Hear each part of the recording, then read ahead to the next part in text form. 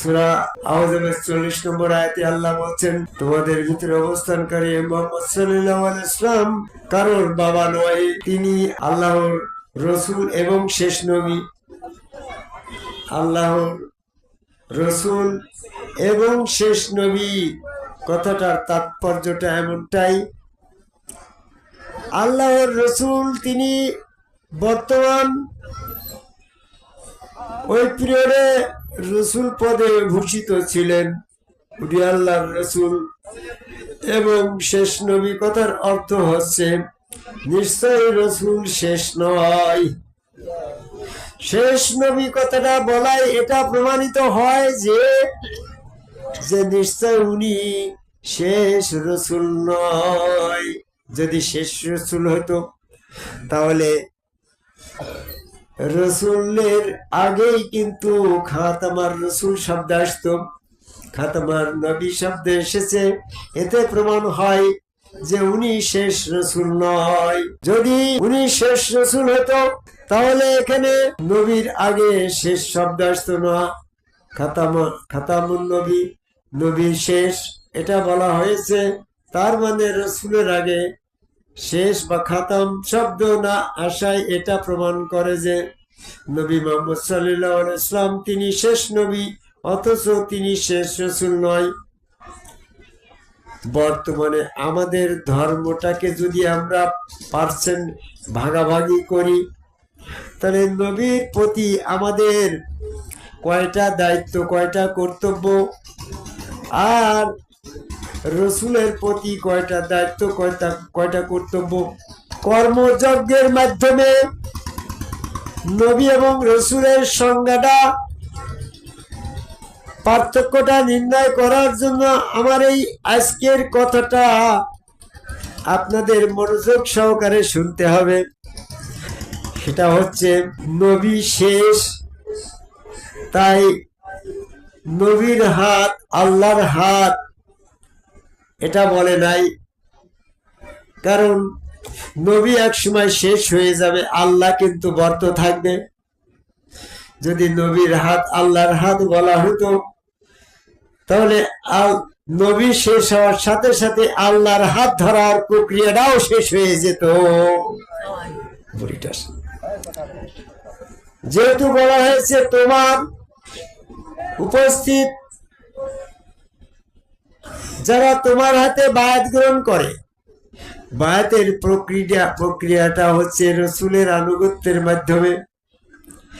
রসুল হিসাবে তিনি ভক্তদের উম্মতদেরকে বায়াত গ্রহণ করাইছেন।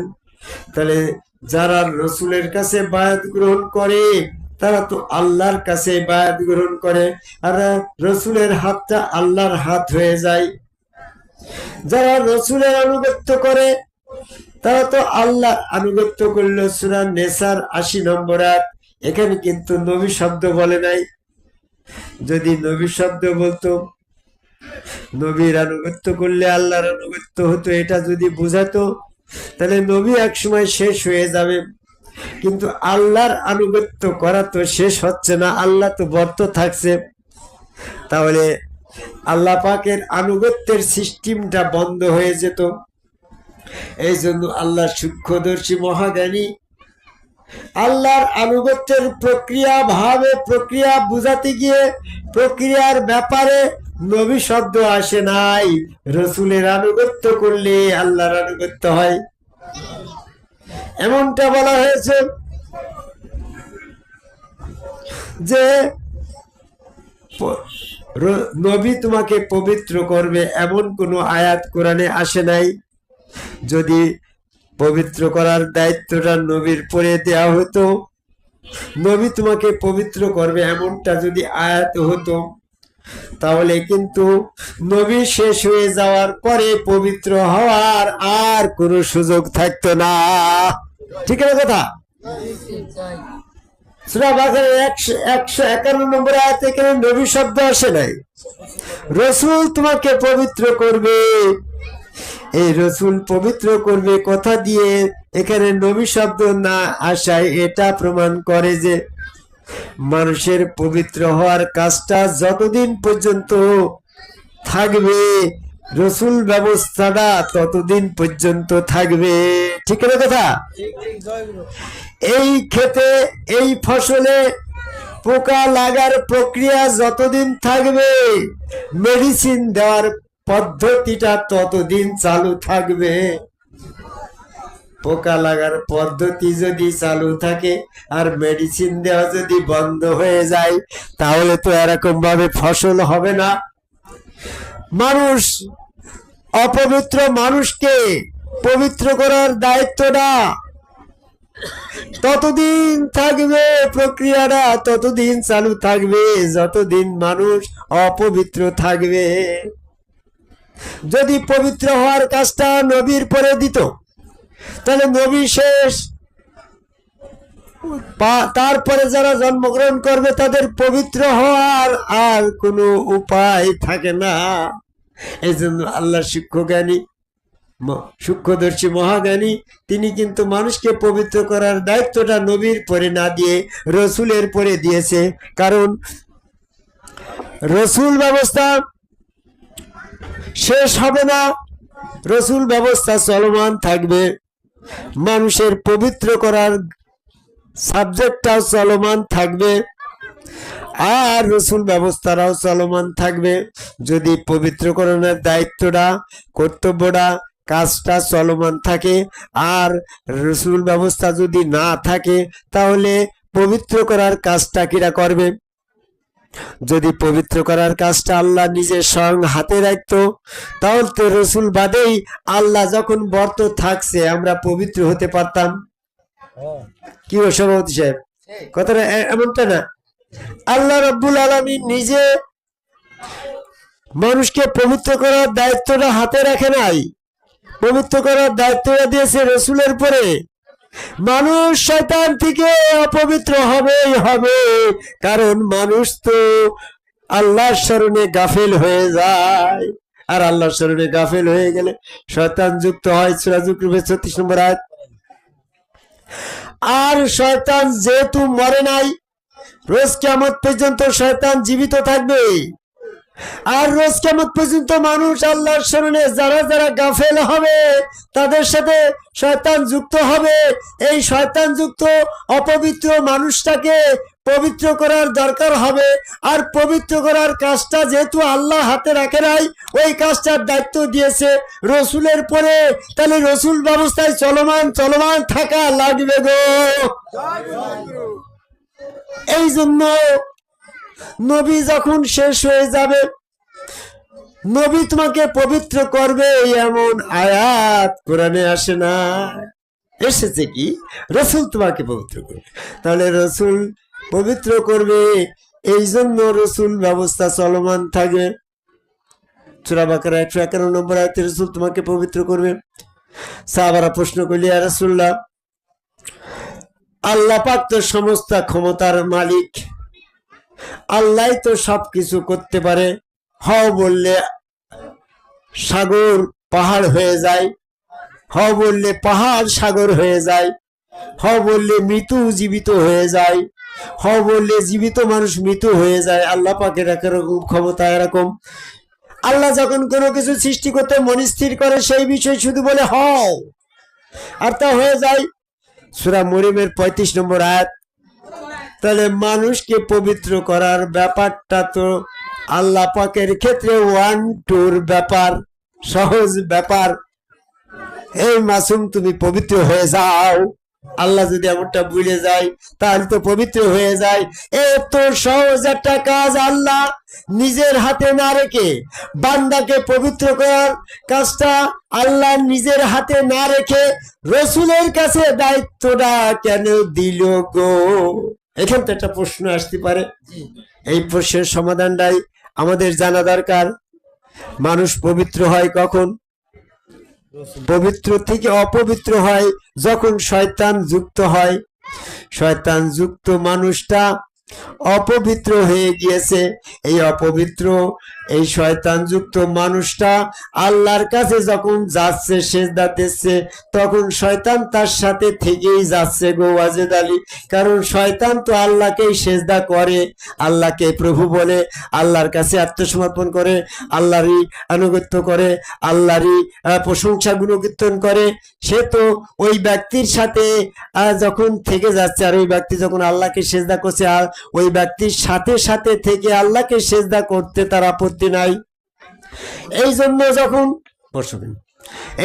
যখন এরকম ভাবে ওই ব্যক্তি রসুলের কাছে, যে রসুল যুক্ত আল্লাহর কাছে যখন সেজদা করে, তখন ওই ব্যক্তির সাথে আর শয়তান থাকে না। শয়তান তখন নিজে ইচ্ছাকৃতই বেরিয়ে যাবে। আল্লাহ কোন মানুষকে শয়তান থেকে বিমুক্ত করার দায়িত্বটা হাতে রাখে নাই। কারণ কি, আল্লাহ যদি নিজের চেষ্টায় কোন মানুষের ভিতর থেকে শয়তানকে বহিষ্কার করে, বিতাড়িত করে, তানহা করে, বিচ্ছিন্ন করে, তাহলে শয়তানের সাথে আল্লাহ পাকের যে একটা অঙ্গীকার হয়েছিল, যে অবকাশ চেয়েছিল, যে আমি বান্দার ভিতরে ঢুকবো, আমাকে সেখানে থাকার অবকাশ দিতে হবে। আল্লাহ বলল, রোজ কিয়ামত পর্যন্ত অন্যান্যের যেমন অবকাশ দিছি, তোমাকেও অবকাশ দেওয়া হলো। তাহলে কোনো মানুষের ভিতরে শয়তান যুক্ত হয়ে গেলে আল্লাহ নিজ ক্ষমতা বলে ওই ব্যক্তির ভিতর থেকে শয়তানকে বিচ্ছিন্ন করে, তানহা করে, ফারাক করে দেবে না। কারণ আল্লাহ তো শয়তানের সাথে কন্ট্রাক্ট পত্রে সাইন করেছে, ওয়াদা করেছে, রোজ কিয়ামত পর্যন্ত সুজনের ভিতরে থাকবে।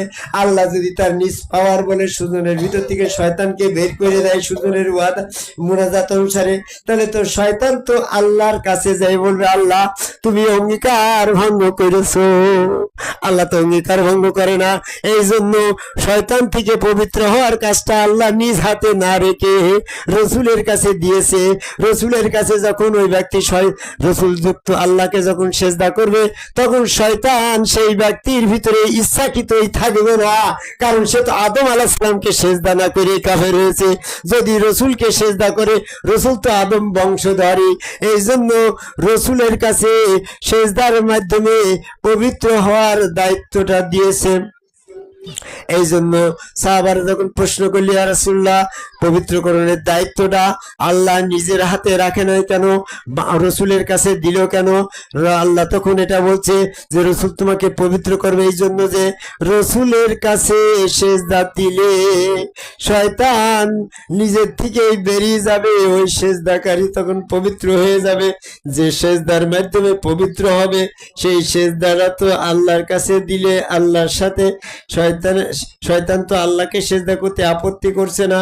এই জন্য আল্লাহ শয়তান থেকে মানুষকে পবিত্র করার দায়িত্বটা নিজের হাতে না রাখাই রসুলের মাধ্যমে সেজদা দিয়ে পবিত্র হওয়ার এটা প্রমাণ করে যে এই রসুল ব্যবস্থাটা সার্বক্ষণিক রাখা হয়েছে। এই জন্য যে রসুল যুক্ত আল্লাহকে সেজদার মাধ্যমে মানুষ পবিত্র হবে। আরেকটি বিষয় আমি বলতে চাচ্ছি, যদি রসুল মাধ্যম ছাড়া আল্লাহকে পবিত্র করা না যায়, আর রসুল যদি এখন না থাকে, তাহলে তো আল্লাহ বলেছে রসুল না পাঠিয়ে আমি কাউকে শাস্তি দিই না। এই আয়াতকে যদি আমরা রিসার্চ করি, তাহলে আল্লাহ এই কথা দিয়ে এটা প্রমাণ করেছে যে মানুষের প্রতি জুলুম করা হবে, রসুলের কাছে সেজদা দিয়ে মানুষ শয়তান থেকে মুক্ত হবে। এখন যদি রসুল এই গ্রামে তিওর বিলায় না আসে, আর এই তিওর বিলার একজন মানুষকে যদি আল্লাহ শাস্তি দেয় শয়তান যুক্ত থাকার কারণে, তাহলে সে বলবে আমি পবিত্র হওয়ার জন্য রসুল পাইনি, রসুলের কাছে সেজদা দিয়ে আমি শয়তান থেকে পবিত্র হব, এই সুযোগটা আমার সামনে আসে নাই, আমার গ্রামে তো কেউ রসুল যায় নাই, তাহলে আমাকে শাস্তি দেওয়া হলো কেন? তাহলে তো সেই ব্যক্তির পরে আল্লাহ জুলুম করা হয়ে যাবে। এই জন্য সূরা বনী ইসরাঈলের 15 নম্বর আয়াতে বলল, রসুল না পাঠিয়ে আল্লাহ কাউকে শাস্তি দিবে না। আর রসুল না পাঠিয়ে কোন জনপদ যদি ধ্বংস করে আর কাউকে শাস্তি দেয়, তাহলে তারা বলতো আমাদের কাছে রসুল পাঠালে না কেন, পাঠালে আমরা শয়তান থেকে ওই সেজদার মাধ্যমে শয়তান থেকে পবিত্র হয়ে মুমিন হতাম। এই জন্য সূরা কাসাসের 47 নম্বর আয়াত খুলে রাখেন, রসুল না পারে আল্লাহ কাউকে শাস্তি দিবে না।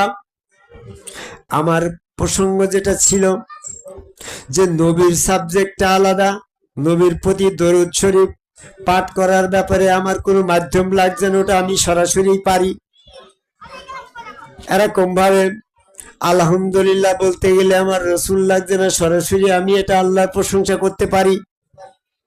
এরকম ভাবে নবীর অনুসরণ করতে গেলে আমার রসুল লাগছে না, নবী রেখে গেল কোরআন, আমি কোরআন অনুসরণ করলে আমার নবীর অনুসরণ করা হয়ে যায়।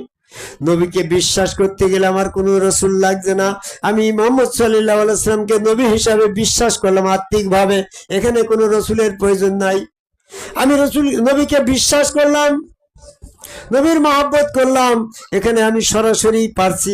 আল্লাহকে বিশ্বাস করতে গেলে, আল্লাহকে নবীকে বিশ্বাস করতে গেলে আমার কোনো মাধ্যম লাগছে না, অথচ আল্লাহ বিশ্বাস করতে গেলে আমাকে রসুলের হাত, আল্লাহর হাত বিশ্বাস করা লাগছে। এই জন্য আল্লাহর বিশ্বাসকে প্রতিষ্ঠিত করতে গেলে আমার রসুল দরকার।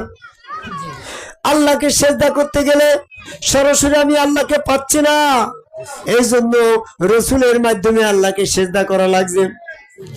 আমি আল্লাহকে ভালোবাসতে গেলে আমার রসুল লাগছে, রসুলের মাধ্যমে আল্লাহকে ভালোবাসতে হচ্ছে। আমি আল্লাহর কাছে বায়াত গ্রহণ করতে গেলে আমার রসুল লাগছে, রসুল বাদে আমি আল্লাহর কাছে বায়াত হতে পারছি না। আমি আল্লাহর হাত ধরতে গেলে সরাসরি তো আল্লাহর হাত পাওয়া যাচ্ছে না গো। সূরা হজের ৭৮ নম্বর আয়াত খুলে দেখো, আওতাসিমু বিল্লাহি, শক্ত করে ধরো আল্লাহকে। আল্লাহকে তুমি কোন জায়গায় যাই ধরবা যে আল্লাহ ধরিছি? তাল গাছে যাই যদি বলো আমি আল্লাহ ধরিছি, তার ভিতরে যদি শয়তান থাকে তাহলে শয়তানকে আল্লাহ বলা, আল্লাহ বলে ধরা হয়ে যায়। দোস্ত হাবিজ স্যার, তুমি যদি এরকম ভাবে একজন মানুষকে ধরে বলো যে আমি আল্লাহ ধরেছি, তাই মানুষের ভিতরে শয়তানও তো থাকতে পারে। এই জন্য আল্লাহ ধরার কায়দাটা হচ্ছে যে জায়গায় শয়তান নাই সেই জায়গায় ধরলি আল্লাহ ধরা হয়। শয়তান নাই কোন জায়গায়? শয়তান হচ্ছে রসুলের কাছে শয়তান নাই। কোন রসুলের কাছে শয়তান নাই? শয়তান রসুল তো দুই প্রকারের গো। শয়তানের তো কিছু রসুল আছে, যে রসুল আদম কাবায় সেজদা দিয়ে নিজেকে শয়তান থেকে পবিত্র হয়েছে, এই জন্য আদম কাবায় সেজদাকারী ওই সম্মুখ গুরু রসুলের ভিতরে শয়তান নাই। ওই রসুলের হাত ধরলি আল্লাহর হাত ধরা হয়ে যায়। এই জন্য আল্লাহ যখন বর্তমান, আল্লাহ ধরার প্রক্রিয়া রসুলও বর্তমান। রসুল শয়তান যখন বর্তমান, শয়তান থেকে পবিত্র হওয়ার জন্য রসুল ব্যবস্থা, তাই রসুল ব্যবস্থাটাও বর্তমান। আল্লাহ পাকের মহব্বত করতে হলে আল্লাহ যখন বর্তমান, তাহলে আল্লাহ পাকের মহব্বতের প্রক্রিয়া হচ্ছে রসুল, সেই রসুলটা বর্তমান। আল্লাহ রসুল যুক্ত আল্লাহর কাছে সেজদা দিয়ে শয়তান থেকে পবিত্র হতে হবে। তাই আল্লাহ যখন বর্তমান, শয়তানও বর্তমান, তাহলে আমাকে রসুল যুক্ত আল্লাহর কাছে সেজদার প্রক্রিয়াটাকে বর্তমান রাখতে গেলে রসুলটাকেও বর্তমান রাখা লাগে। সর্বশেষ কথাটা আমার এটাই যে রসুলের আনুগত্য করো করো কোরআনে আসলো, অথচ নবীর আনুগত্য করো কথা কোরআনে আসে নাই। I can challenge all over the world, পৃথিবীর সকল আলেম উলামা মাওলানা কোরআন গবেষক যত তাফসীর কারক আছেন তাদের সাথে আমার চ্যালেঞ্জ, প্রশ্ন এইটাই যে আপনারা রসুল এবং নবীকে একাকার করে ফেলেছেন, তাহলে এটা কেন হলো? আল্লাহ কোরআনের কোন আয়াতে তোমরা নবীর আনুগত্য করো কথা বলে নাই, অথচ রসুলের আনুগত্য করো কথা বারবার বলেছে। রসুলের আনুগত্য করলে আল্লাহর আনুগত্য হয় বলেছে, নবীর আনুগত্য করো কথা বলে নাই কেন? কারণ নবী হচ্ছে একসময় শেষ হয়ে যাবে, আল্লাহর আনুগত্য প্রয়োজন বর্তমান থাকবে। তাই রসুলের আনুগত্যের মাধ্যমে আল্লাহর আনুগত্য করা সম্ভব।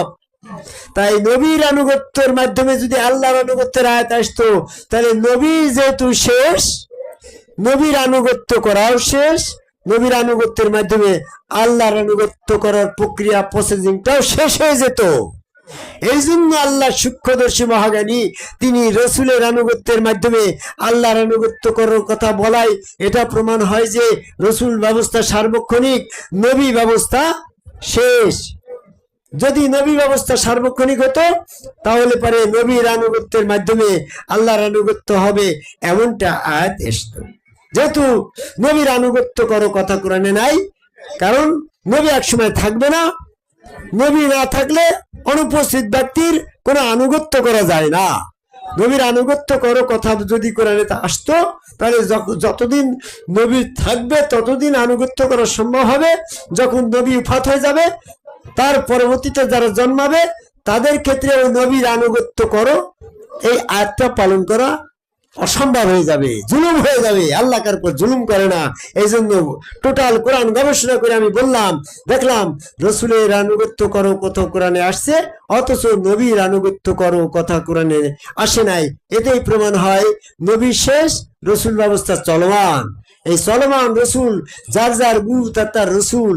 এই আদমকে ভাই সেজদাকারী সম্মুখ গুরু রসুলই হচ্ছে তোমার আল্লাহর আনুগত্যের ঠিকানা, আল্লাহ পাকের সেজদার ঠিকানা, আল্লাহর মহব্বতের ঠিকানা, আল্লাহর কাছে বায়াত হওয়ার ঠিকানা, আল্লাহকে ধরার ঠিকানা, আল্লাহ পাকে দেখার ঠিকানা, আল্লাহ পাকের সাক্ষাতের ঠিকানা হচ্ছে রসুল। এখন রসুল যার নাই, সে যদি মোমেন দাবি করে তাহলে রসুল হচ্ছে মোমেন হওয়ার প্রক্রিয়া মাধ্যম, তাহলে তার মোমেন হওয়ার বিষয়টা অবৈধ হয়ে যায় না? রসুল নাই, রসুল হচ্ছে পবিত্র হওয়ার মাধ্যম, তাহলে সে রসুল বাদে পবিত্র হয়ে গেলে ওই পবিত্র হওয়ার বিষয়টা অবৈধ হয়ে যায় না?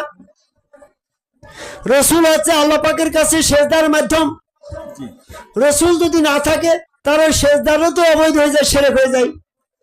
রসুল হচ্ছে বায়াতের মাধ্যম, আল্লাহর কাছে বায়াত হওয়ার মাধ্যম হচ্ছে রসুল। যদি রসুল না থাকে তাহলে সে যে প্রক্রিয়ায় বায়াত হচ্ছে ওই বায়াতটা তোর অবৈধ হয়ে যায়, ভুল হয়ে যায়। আমি আরবিক সাহিত্যের পরে মাস্টার্স করছি, উপমা দিয়ে বোঝানো যায়, সন্তান পাওয়ার একমাত্র উপায় হচ্ছে স্বামী। যে নারীর স্বামী মারা গেছে বহু আগে, তার যদি সন্তান গর্ভস্থ হয় তাহলে ওই সন্তান নিশ্চয় অবৈধ সন্তান। তো ঠিক আছে, যে বলছে আমার রসুল নাই, সে যদি পবিত্র দাবি করে তাহলে এই পবিত্র হওয়ার প্রক্রিয়াটাও ছিল অবৈধ। রসুল তোমাকে পবিত্র করবে, আর রসুল বাদে তুমি পবিত্র হয়ে গেছো, তাহলে পবিত্রটা হচ্ছে তোমার অবৈধ পবিত্রতা। এরা অপবিত্রতাকে তুমি পবিত্র মনে করছো। অনেকে প্রশ্ন করতে পারেন যে নামাজের ভিতরে আমরা ওযু করছি, সেখানে তো আমাকে রসুল এসে আমার হাত মুখ ধুয়ে দিচ্ছে না, তাহলে আপনার এই লজিকটা, যুক্তিটা রসুল আপনাকে পবিত্র করবে? সূরা মাইদার 6 নম্বর আয়াতে বলছে যে তোমরা নামাজের পূর্বে এরকম ভাবে তাহির হও। এটা তো নিজে নিজেই করা যায়। এখানে আমি সূক্ষ্ম জ্ঞানে বলতে চাই, যে সমস্ত মানুষ ভাষা জ্ঞান জানে না, আরবি ভাষার জ্ঞান নাই, তারাই বলে নামাজের পূর্বে ওযু করো। এখানে ওযু শব্দ আসে নাই। আরবি ভাষায় দুইটা শব্দ, একটা ওযু আর একটা তাহির। ওযু হওয়ার প্রক্রিয়া হচ্ছে রসুলের কাছে সেজদার মাধ্যমে। রসুল যুক্ত আল্লাহকে সেজদা করলে শয়তান চলে যায়, ওইটা শয়তান বেরিয়ে যাওয়ার কারণে ওই মানুষটা পবিত্র হয়। এখানে ওযু শব্দ এসেছে। আর নামাজের পূর্বে হাত মুখ ধৌত করো, এই ধৌত করার মাধ্যমে তাহির হওয়া যায়, এটা তাহির শব্দ এসেছে। যাদের ভাষা জ্ঞান নাই তারাই শুধু নামাজের পরে ওযু করো ওযু করো বলে। আরে ওযু শব্দই তো সূরা মাইদার 6 নম্বর আয়াতে নাই। এখানে তাহির শব্দ আসছে। তাহির শব্দ, তাহির হওয়ার প্রক্রিয়া দুইটা, একটা হচ্ছে গোসল বা ধৌতের মাধ্যমে, আর একটা হচ্ছে তাইমুম করার মাধ্যমে। পানি যদি না পাও তাইমুম করেও তুমি তাহির হতে পারো, কিন্তু রসুল মাধ্যম ছাড়া তাইমুম করে হ্যাঁ পবিত্র হওয়া যাচ্ছে না, ওযু হচ্ছে না। এই জন্য যারা বলছে রসুল নাই, তাদের ধর্ম পদ্ধতি সমস্ত কিছু অবৈধ তাই প্রমাণিত হয়। যেমনটি ভাবে স্বামী না থাকলে ওই নারীর সন্তান ধারণ অবৈধ, তদ্রুপ ভাবে সমগ্র রসুলের কাছে বায়াত গ্রহণ করে ওই হাত আল্লাহর, পা আল্লাহর, চেহারা আল্লাহর, ওইখানে সেজদা দিয়ে শয়তান থেকে পবিত্র না হয়ে নিজেকে মুমিন দাবি করছে, ওটাও তার মুমিনত্ব দাবিদার, পবিত্রতা দাবিদারটাও আছে অবৈধতায় গণ্য হয়ে যায়। ওয়াসিকাল্লাযিনা কাফারু ইলা জাহান্নামা যুমারা হাত্তা ইযা যাবু আবওয়াবুহা ক্বালা লাহুম খাজানাতুহা আলাম ইয়াতিকুম রাসূলুম মিনকুম ইয়াতুলুনা আলাইকুম। কাফেরদেরকে তখন ধাক্কাতে ধাক্কাতে দোজখের দিকে নিয়ে যাওয়া হবে। দোজখের দ্বার রক্ষীরা তখন বলবে, তোমাদের কাছে কি রসুল এসেছিল না? এখন কিন্তু নবী শব্দ নাই। সূরা জুমার ৭১ নম্বর আয়াত। কাইফা তাকফুরুন ফিকুম রাসূলাহু, সূরা ইমরানের ১০১ নম্বর আয়াত। তুমি কি করে কাফের হলে তোমার ভিতরে রসুল থাকা সত্ত্বেও? এখানে কিন্তু নবী শব্দ নাই। ধারাবাহিক ভাবে আমি রসুল পাঠাই, সূরা বাকারার ৮৭ নম্বর আয়াত। এখানে কিন্তু নবী শব্দ নাই। একের পর এক আমি রসুল পাঠাই, সূরা মুমিনুন ১৪৪ নম্বর আয়াত। এখানে কিন্তু রসুল শব্দ আসছে, নবী শব্দ নাই। রসুল কোরআনের আয়াত আবৃত্তি করার জন্য আমি রসুল না পাঠিয়ে কোনো জনপদ ধ্বংস করি না, সূরা কাসাসের ৫৯ নম্বর আয়াত। এখানে কিন্তু নবী শব্দ নাই। রসুল না পাঠিয়ে আমি কাউকে শাস্তি দিই না, এখানে কিন্তু নবী শব্দ নাই, রসুল শব্দ এসেছে। অনেকেই বলে যে রসুলের পরিবর্তে আমরা নাইবি রসুল করেছি। আরে মূর্খ, স্বামীর পরিবর্তে যখন অন্যকে নিয়ে সন্তান নেওয়া যায় না, ওরা যেমন অবৈধ হয়, রসুলের পরিবর্তে নাইবি রসুল দিয়ে পবিত্র হওয়ার প্রক্রিয়াটা অবৈধ সন্তান নেওয়া স্বামী হয়ে যায়। আমার শামসুদ্দি ফকির বিল তো নিজের খেয়ে আর বুঝাবো কত। হাসিবুল চিঠি তোমাকে এতবার বুঝাবে, এত দায়িত্ব কেন হাসিবুলির?